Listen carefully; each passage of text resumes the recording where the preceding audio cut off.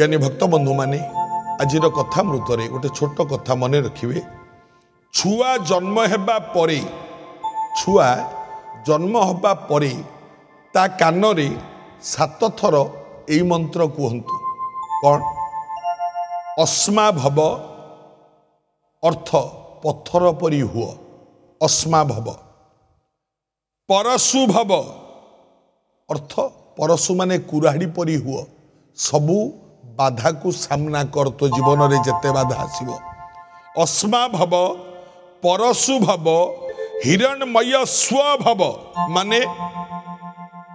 सुवर्ण परी तेजियान हुआ पत्थर परी दृढ़ हुआ कुराड़ी परी सबु बाधार सम्मुखीन हुआ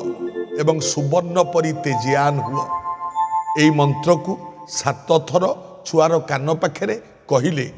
छुआ भविष्यत रे सेई भली होई थाए पालन कले मंगल हब।